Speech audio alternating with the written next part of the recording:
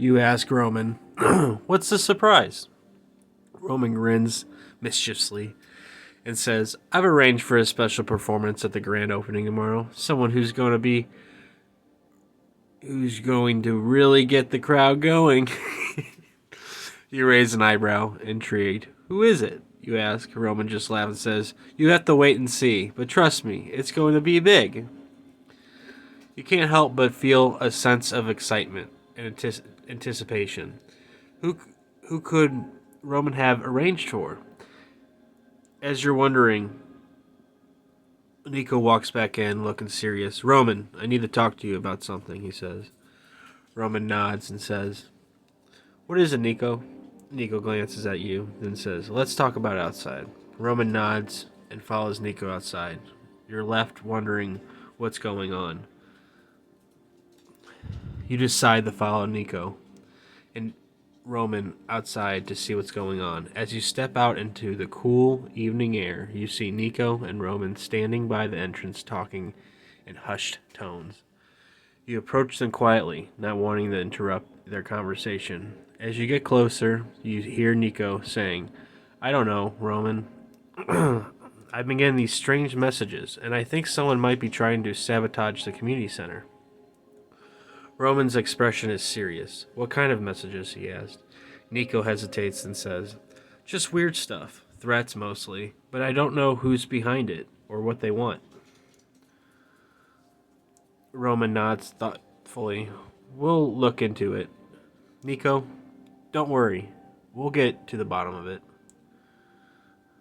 Nico nods, looking relieved. Thanks, Roman. I appreciate it. As they finish their conversation, Nico notices you standing there. Ah, sorry about that, he says. We were just discussing some business. Roman nods in agreement. Yeah, nothing to worry about. Let's just focus on getting everything ready for the grand opening tomorrow. You nod, feeling a sense of unease. You're not sure what's going on, but you have a feeling that something is off. See, back at you. It seems like you're ready to take on whatever comes next. Let's go get to the story. You're standing there. You notice a black sedan pulling up to the curb. The window rolls down, and a well-dressed man looks out at Nico. Nico Bellic. The man says, we need to talk. Nico's expression turns serious, and he nods. What's this about? He asks. The man smiles. Let's just say it's about the future of this community center and your role in it. Roman steps forward, his eyes narrowing. What are you talking about? He demands. The man chuckles. Oh, I think Nico knows exactly what I'm talking about. Don't you, Nico? Nico's face is tense. He nods slowly. Yeah, I think I do. See. You decide to try to investigate the man's identity and motives. You carefully observe the man's demeanor, his clothes, and the car he's driving. You notice the car has tinted windows and a license plate that's not from Liberty City. Maybe it's from Los Santos. You also notice that the man seems confident and authoritative, but there's something about him that doesn't quite add up. As the man continues to talk to Nico, you quietly pull out your phone and take a photo of the car's license plate.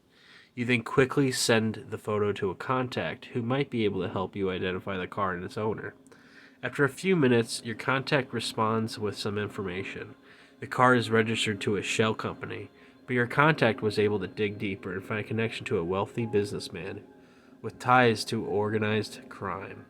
You realize that this man might be more than just a curious bystander. This might be a threat to Nico and the community center. And then see, I said, cool and see. Back at ya. You decide to warn Nico about the man and his possible connections to organized crime. You discreetly pull Nico aside and whisper, hey, Nico, I think we need to be careful about this guy. I did some digging and it looks like he's connected to some shady people. Nico's expression turns serious and he nods. Thanks for looking out for me, he says. I'll keep an eye on him. Roman, who's been watching the exchange, steps in and says, yeah, we don't need any trouble with those kinds of people. Let's just focus on getting the community center up and running.